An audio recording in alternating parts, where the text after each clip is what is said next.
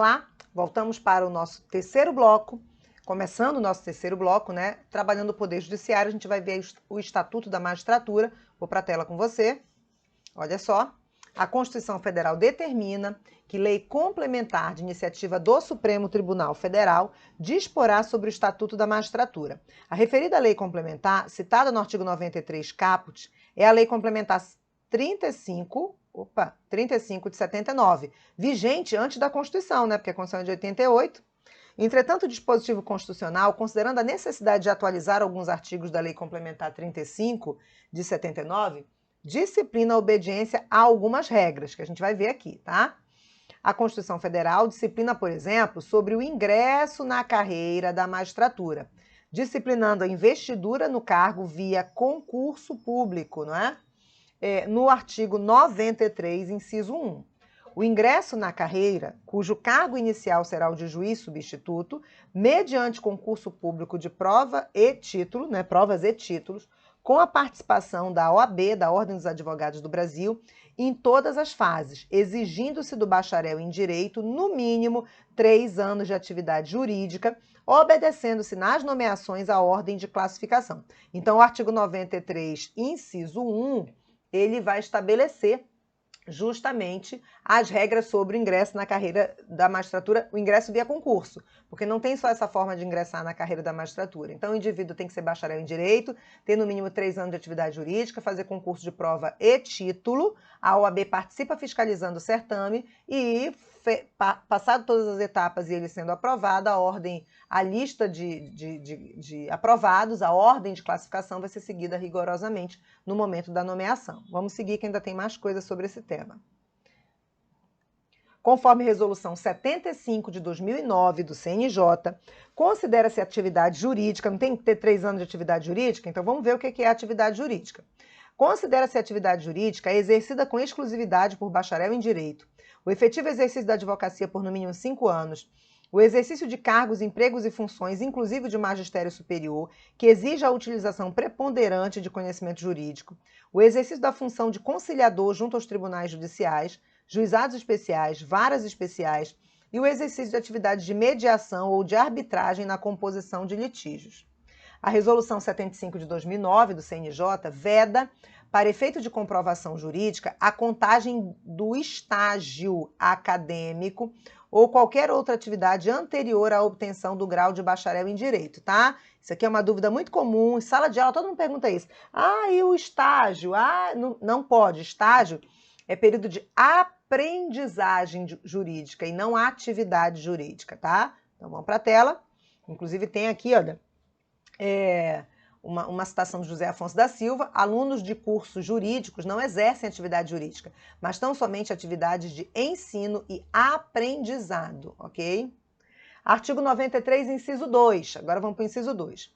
O artigo 93, inciso 2, disciplina a promoção dos juízes pelos critérios alternados de antiguidade e merecimento. Agora a gente vai estudar a promoção e remoção dos juízes. A promoção por merecimento de magistrados pressupõe 2 anos de exercício na respectiva entrância e integrar o juiz a primeira quinta parte da lista de antiguidade desta, salvo se não houver com tais requisitos quem aceite o lugar vago. É o que diz o artigo 93, inciso 2, a linha B. Então, abriu vaga, os juízes se habilitam, certo? Tem que ter 2 anos na respectiva, na comarca de origem, na entrância respectiva, aí eles se habilitam, aí o tribunal organiza esses candidatos do mais antigo ao mais recente, divide em 5 partes essa lista, do mais antigo ao mais recente, e aproveita só a primeira quinta parte dos mais antigos. Esses mais antigos vão para uma segunda fase, que é a lista tríplice dos mais merecedores, e na lista tríplice dos mais merecedores, um deles vai ser escolhido para a vaga, ok? Então, essas são as fases. O artigo 93, ele nem coloca uma ordem didática dessas fases, mas é assim que acontece, do jeito que eu expliquei para você. Vamos voltar aqui. Vou reler essa parte aqui, tá? Então, a promoção por merecimento de magistrados, promoção por merecimento, pressupõe 2 anos de exercício na respectiva entrância. Então, para poder se habilitar pelo merecimento, o juiz que se habilita tem que ter pelo menos 2 anos na respectiva entrância e integrar a primeira quinta parte da lista de antiguidade desta. Então, todo mundo que se habilitou vai ser organizado do mais antigo ao mais recente e o tribunal só vai aproveitar a primeira quinta parte dos mais antigos. Se 50 juízes se habilitaram, todos eles tinham pelo menos 2 anos na sua respectiva entrância para poder se habilitar.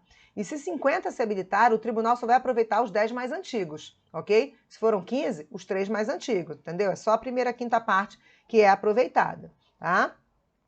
Salvo se não houver contagem de requisitos, quem aceite o lugar vago. Agora vamos lá para a próxima fase. Ainda no merecimento, tá? A aferição por merecimento, conforme o desempenho, pelos critérios objetivos de produtividade e presteza no exercício da jurisdição e pela frequência e aperfeiçoamento em cursos oficiais ou reconhecidos de aperfeiçoamento. Ou seja, depois que passou, abriu vaga, os juízes se habilitaram, todos eles tinham pelo menos 2 anos na sua entrância de origem, né, na respectiva entrância.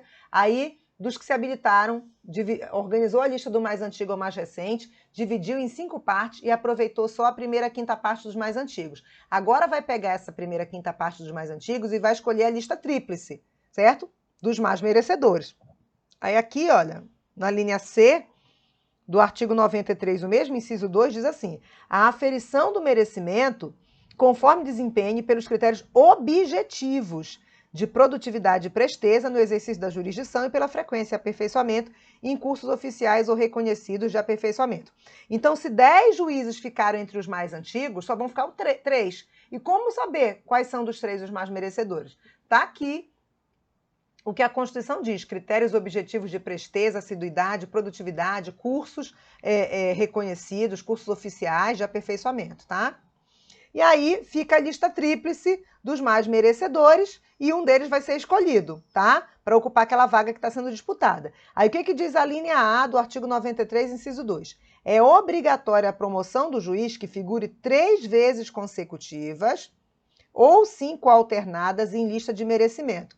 Se o juiz passou pelo critério de merecimento da primeira para a segunda fase, ficou entre os mais antigos, foi para a segunda fase, ficou entre os mais merecedores, lista tríplice, e não foi escolhido uma vez, concorreu de novo a outra vez, não foi escolhido a segunda vez. Na terceira vez que ele fica na última fase, terceira vez consecutiva, ele vai ter que ser escolhido. Ou na quinta alternada, ele vai ter que ser escolhido, porque a última fase ela é meio subjetiva, ok? Para evitar perseguições, para evitar escolhas muito pessoais, né, um subjetivismo grande, é que a gente tem essa garantia aqui, tá bom? Vamos lá. Como acontece a promoção por merecimento? Aí eu trago informações da resolução 106 de 2010 do CNJ e da Lei Complementar 35 de 79. Aqui eu tô até esmiuçando até mais do que o necessário, mas eu acho interessante. O tema é regulamentado pela resolução 106 de 2010, CNJ, e também pela Lei Complementar 35 de 79. Aberta a vaga, vamos ver como é que acontece. Aberta a vaga, deverá ser realizada a promoção por merecimento até 40 dias depois. Será aberto um edital e os juízes interessados deverão efetuar suas inscrições no prazo estabelecido. A lei regulará, o artigo 80 da Lei Complementar 35, né? A lei regulará o processo de promoção, prescrevendo a observância dos critérios de antiguidade e merecimento, alternadamente, e o da indicação de candidatos à promoção por merecimento em lista tríplice, sempre que possível. Olha só que interessante. Às vezes, para aquela vaga, só se inscreveram 10 juízes. Aí tem que aproveitar a primeira quinta parte dos mais antigos. A primeira quinta parte de 10, pensa que 10, a primeira quinta parte são 2. Para a próxima fase só fica 2. Aí como é que você vai tirar lista tríplice de 2? Entendeu? Então o próprio texto do artigo 80 da Lei Complementar 35 prevê que sempre que possível será lista tríplice, mas nem sempre é possível lista tríplice. Esse exemplo que eu coloquei aqui é uma hipótese, tá? Continuando. Para habilitar-se a vaga, o juiz deverá ter pelo menos 2 anos de exercício na respectiva entrância. Verificada a habilitação dos candidatos, o tribunal organizará a lista dos inscritos por ordem de antiguidade e aproveitará apenas a primeira quinta parte dos mais antigos. Selecionada a primeira quinta parte dos mais antigos, ou seja, os demais são eliminados, tá? O tribunal verificará os mais merecedores, através de critérios objetivos de presteza, assiduidade e produtividade. Será formada uma lista tríplice dos mais merecedores. A lista tríplice de merecimento será encaminhada ao presidente do Tribunal de Justiça, né, para a escolha do juiz. Então, essa última fase aqui é subjetiva, tá? Há regimentos estabelecendo uma votação ainda nessa última fase, tá? Mas como eu estou vendo pela Loman, a gente vai trabalhar só essa regra, tá? Então, é encaminhada ao juiz a última fase, ao juiz presidente do tribunal, não é? Para a escolha de um dos três, que será o juiz que ocupará a vaga disputada. Aí o que acontece? Como essa última fase é subjetiva, a Constituição diz que é obrigatória a promoção do juiz que figure por 3 vezes consecutivas ou 5 alternadas em lista de merecimento, ok? Aí eu trago aqui o artigo 93, inciso 8º-A. A remoção a pedido ou a permuta de magistrados de comarca de igual entrância. Então, eles estão... Porque, assim, promoção é o deslocamento de um juiz de uma comarca de uma entrância para outra comarca de entrância imediatamente superior, entendeu? Promoção é sempre imediatamente superior. A remoção é o deslocamento de juízes entre comarcas de mesma categoria, mesma entrância, tá? Então, o que diz aqui o 93, 8º, inciso 8º-A? A remoção a pedido ou a permuta de magistrados de comarca de igual entrância atenderá no que couber o disposto das alíneas A, B, C e E do inciso 2, ou seja, essas regras de merecimento vão ser aplicadas também se a gente vai falar de remoção a pedido ou permuta por merecimento, tá? Remoção a pedido por... Então, as regras de antiguidade e merecimento, elas são aplicadas tanto para promoção quanto para remoção, tá? Para simplificar a história. Vamos lá. Entendimento do Supremo sobre a aferição do merecimento. A aferição do merecimento é feita levando-se em conta diversos critérios, não apenas os dados objetivos, mas também outros relativos à produtividade e à presteza no exercício da jurisdição. Porque também, se você for pegar só o critério objetivo, você pode dizer assim, determinado juiz, na vara dele, ele tem 100% dos processos em dia. O outro, em outra vara, tem só 70%. Só que o juiz que tem 100% dos processos em dia, ele tem 1.000 processos. E o que tem 70% tem 5.000 processos sob a sua responsabilidade. Quem trabalhou mais? O que tem 1.000 ou o que trabalhou em 1.000 e deixou tudo atualizado, ou o que trabalhou em 70% de 5.000, entendeu? Então não é só número, tem que avaliar ali a produtividade e presteza em cada caso, ok? Vamos lá. Ofende o direito líquido e certo do magistrado que, sendo um dos 3 únicos juízes com plenas condições constitucionais de promoção por merecimento, é preterido sem recusa em procedimento próprio e específico por outros 2 juízes que não pertencem à primeira quinta parte da lista de antiguidade, na composição de lista tríplice para o preenchimento de uma única vaga. Aqui é uma situação do mandado de segurança em que o tribunal recorrido ofendeu totalmente as fases, né? Se os juízes que preteriram o juiz que ajuizou o mandado de segurança não estavam nem na primeira quinta parte dos mais antigos, eles não tinham que ir para a lista de merecimento, tá? Na apuração da antiguidade, o tribunal somente poderá recusar o juiz mais antigo pelo voto fundamentado de 2/3 de seus membros, conforme procedimento próprio e assegurada ampla defesa, repetindo-se a votação até fixar-se a indicação. Isso aqui é o artigo 93, inciso 2, a linha D, que fala da apuração por antiguidade. Então, é possível o juiz mais antigo não ganhar a vaga? Tá aqui, olha. Ele pode ser recusado, o juiz mais antigo, pelo voto fundamentado de 2/3, tem que fundamentar, certo? Dos seus membros, conforme procedimento próprio, assegurada ampla defesa e repetindo essa votação até achar um mais antigo que não tenha nada que impeça aquele mais antigo de assumir a vaga, tá? A recusa do juiz mais antigo, Constituição Federal, artigo 93, inciso 2, a linha D, exige processo de votação em que seja examinado exclusivamente o nome deste. A decisão há de ser motivada, Constituição, artigo 93, inciso 10. Essa motivação, entretanto, pode constar da ata de julgamento ou ficar em apenso a esta, para conhecimento do juiz recusado, a fim de que possa ele, se for o caso, insurgir-se por meios processuais regulares contra a decisão. Ele tem direito de defesa, tá? Não será promovido, artigo 93, inciso 2, a linha E. Não será promovido nem por antiguidade nem por merecimento, tá? O juiz que injustificadamente retiver autos em seu poder, além do prazo legal, não podendo devolvê-lo ao cartório sem o devido despacho ou decisão. Aí o 93, inciso 3, tá? Já saímos do inciso 2, até aqui era inciso 2, agora vamos para o 93, inciso 3. O acesso aos tribunais de segundo grau far-se-á por antiguidade e merecimento, alternadamente, apurados na última ou única entrância. Então, quando a gente chega no tribunal, vou pegar aqui, ó, TJ e TRF.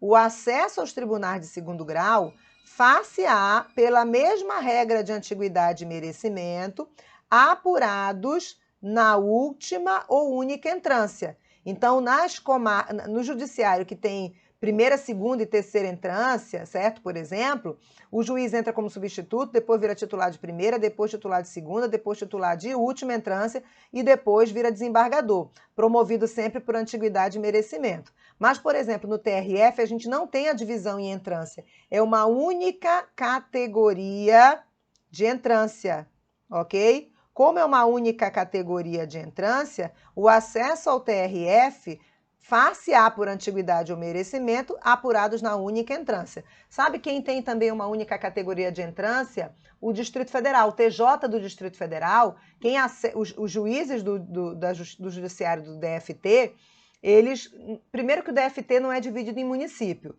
Como não é dividido em município é a menor unidade da divisão, organização e divisão administrativa. E a comarca é a menor unidade da divisão judiciária. Então, se tudo der certo, uma comarca corresponde a um município.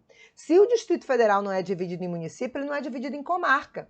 Então, quem entra lá como juiz concursado, faz concurso para juiz substituto, depois se torna juiz titular. E ele vai ser removido, certo? Entre as Ceilândia, Águas Claras, Sobradinho, lá no Distrito Federal. Remoção, remoção, remoção. Até que uma hora ele tem a promoção para o TJ-DFT. Então, vamos para a tela, olha. O acesso aos tribunais de segundo grau, eu coloquei esses dois aqui, mas serve para o TRT também, tá?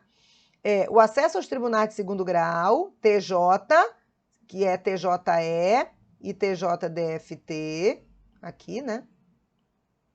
O acesso aos tribunais de segundo grau far-se-á por antiguidade e merecimento, a mesma regra que a gente acabou de estudar, alternadamente apurados na última ou única entrância. Tem última entrância nos judiciários estaduais, primeira, segunda e terceira, geralmente é esse termo. Às vezes tem entrância especial, termo, enfim, mas tem mais de uma categoria de entrância.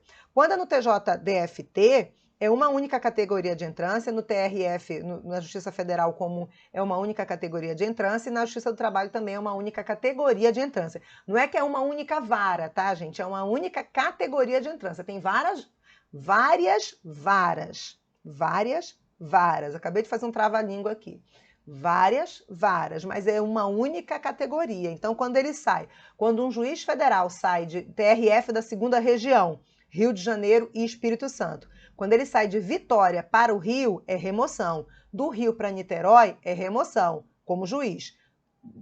Juiz de uma vara federal no Rio. Para o TRF, aí é promoção, que pode ser por antiguidade ou merecimento, tá bom? Vamos seguir. Jurisprudência do Supremo. O ato de composição das turmas recursais não caracteriza a promoção dos magistrados para outra entrância ou mesmo de remoção. Porém, de mera designação, a composição das turmas recursais é mera designação para integrar órgão de primeiro grau, não se impondo, portanto, a observância dos critérios de merecimento ou antiguidade, porque não é promoção nem remoção, é só designação, tá? Turma recursal é aquela que julga os recursos dos juizados especiais. Nessa linha, a definição dos critérios para a composição da turma recursal é ato interna corporis do respectivo tribunal. Artigo 93, inciso 4 agora, tá? Previsão de cursos oficiais de preparação, aperfeiçoamento e promoção de magistrados, constituindo etapa obrigatória do processo de vitaliciamento, a participação em curso oficial reconhecido por Escola Nacional de Formação e Aperfeiçoamento de Magistrados. Eu disse para você que a vitaliciedade do magistrado que ingressa via concurso público depende do lapso temporal de 2 anos, mais o curso oficial obrigatório, e eu disse que a gente ia ver o dispositivo, e está aqui na tela, é esse aqui, a gente já falou, já explorou isso, a gente está só confirmando. Vamos seguir. Regras quanto aos subsídios dos magistrados, artigo 93, inciso 5. Está aqui o texto, né, do inciso. O subsídio dos ministros dos tribunais superiores corresponderá a 95% do subsídio mensal fixado para os ministros do Supremo Tribunal Federal, que é o teto, tá? Ministro do Supremo é o teto. E os subsídios dos demais magistrados serão fixados em lei, escalonados em nível federal, estadual, conforme as respectivas categorias da estrutura judiciária nacional, não podendo a diferença, olha só, a diferença não pode, entre uma e outra ser superior a 10% nem inferior a 5%, nem exceder a 95% do subsídio mensal dos ministros dos tribunais superiores, obedecido em qualquer caso o disposto do artigo 3711, que fala do teto remuneratório, lá na parte da administração pública, 39, parágrafo 4º, que fala dos subsídios, ok? Aí eu organizei as regras aqui quanto aos subsídios dos magistrados, tá? A gente vai falar das regras aqui, que na verdade é só uma organização do que diz o inciso, tá? O inciso 5 do artigo 93. Então, a primeira regra diz o seguinte: os magistrados têm irredutibilidade, perdão, eu ia dizer irresponsabilidade, não, é irredutibilidade de subsídio. Os magistrados têm irredutibilidade de subsídio, que é uma regra que a gente já viu lá no artigo 95, inciso 3, tá? Então, eles têm irredutibilidade de subsídio. Mas esta garantia não impede a incidência de impostos ou outras obrigações de qualquer natureza, que a gente já sabia. Aí, a segunda regra, tá? Os magistrados têm sua remuneração fixada exclusivamente na forma de subsídio. Eles não recebem salário mais gratificação, tá, gente? É subsídio, ou seja, parcela única, vedado o acréscimo de qualquer gratificação adicional, abono ou prêmio, ok? Terceira regra. O teto remuneratório do Poder Judiciário é o subsídio do ministro do Supremo Tribunal Federal. É o 100%, tá? O subsídio dos ministros dos tribunais superiores, na quarta regra, corresponderá a 95% do que ganha o ministro do Supremo. Beleza?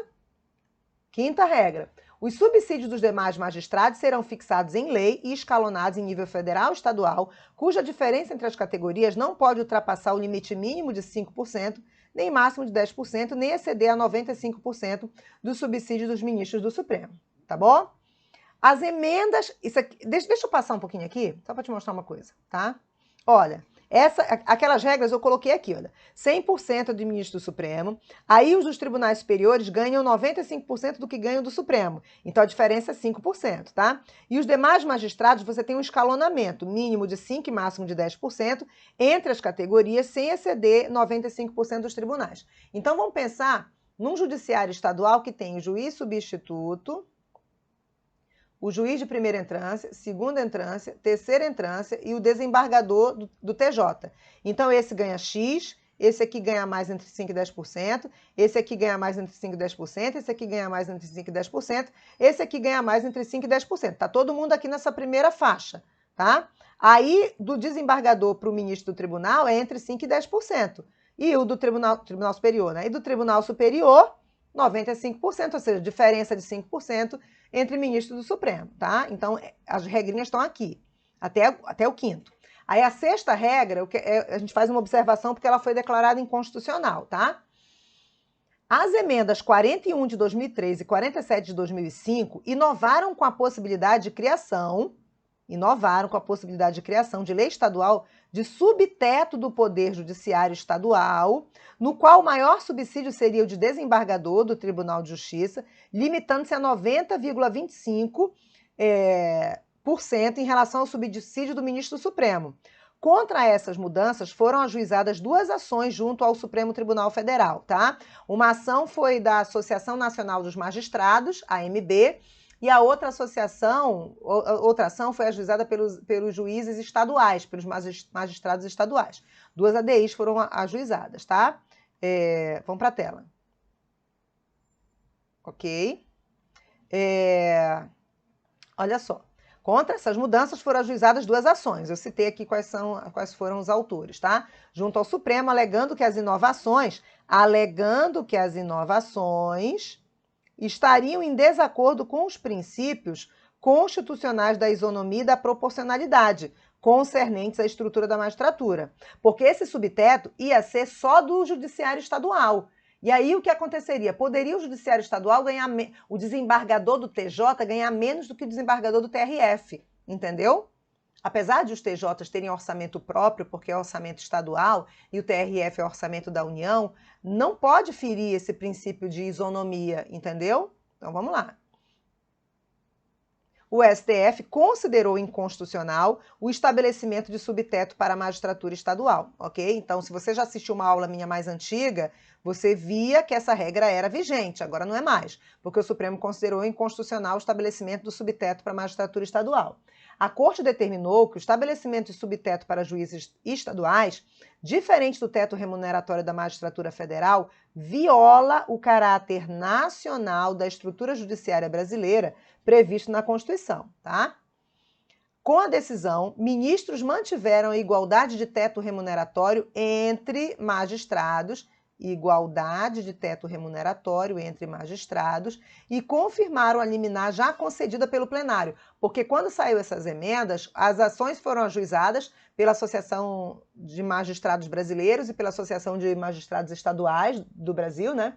E nessas ações já foi concedida a liminar, entendeu? Já estavam suspensas as emendas que falavam sobre esse subteto da magistratura estadual. Com a decisão, foi confirmado. Então tá aqui, ó. Com a decisão, os ministros mantiveram a igualdade de teto remuneratório entre magistrados e confirmaram a liminar já concedida pelo plenário.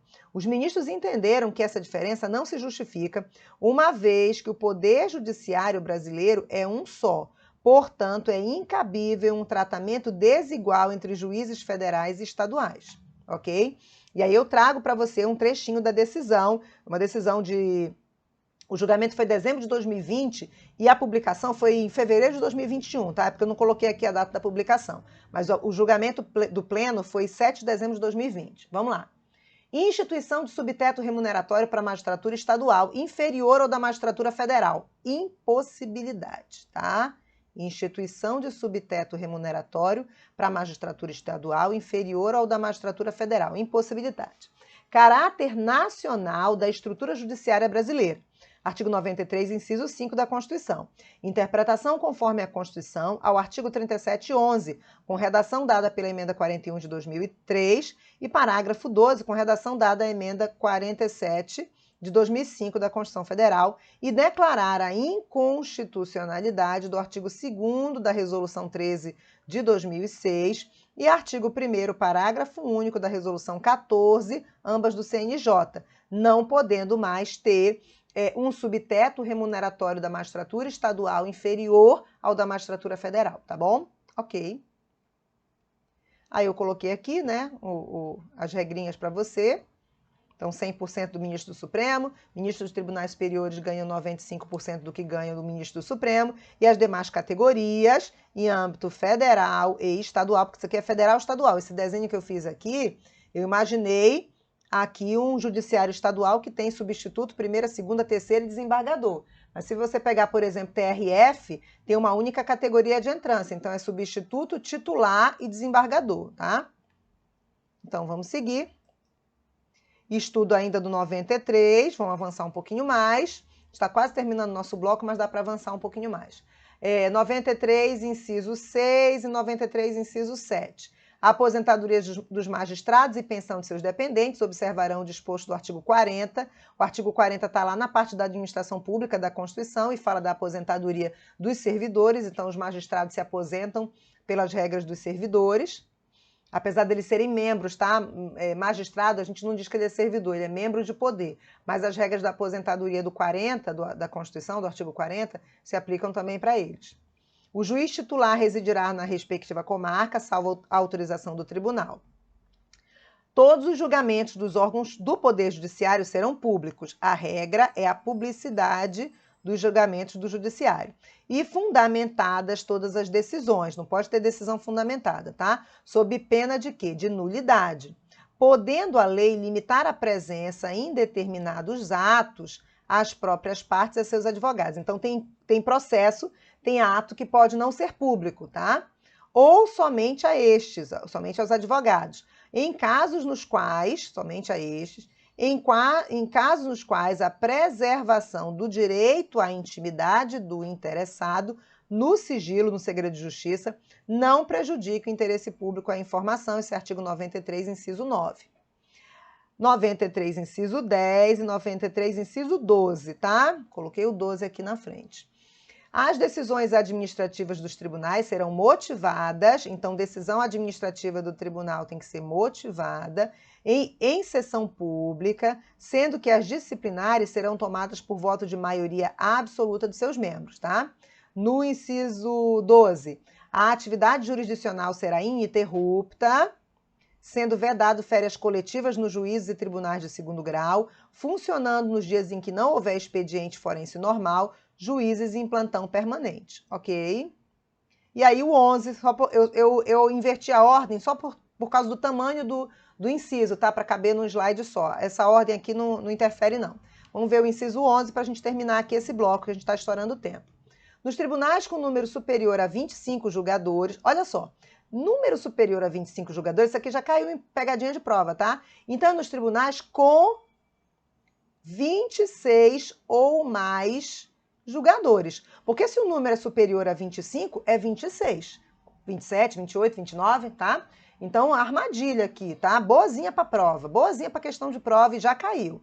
Nos tribunais com número superior a 25 julgadores, ou seja, 26 ou mais, poderá ser constituído o órgão especial, com no mínimo 11 e no máximo 25, a composição do órgão especial, tá? Para o exercício das atribuições administrativas e jurisdicionais delegadas da competência do Tribunal Pleno. O Tribunal Pleno são todos os desembargadores, tá? Provendo-se a metade das vagas por antiguidade e a outra metade por eleição do próprio Tribunal Pleno, ok? Aí a gente tem outros incisos do artigo 93, mas a gente já estourou nosso tempo, então você vai clicar no próximo vídeo que a gente vai para o quarto bloco, bloco 4 de aula sobre Poder Judiciário. Clica aí.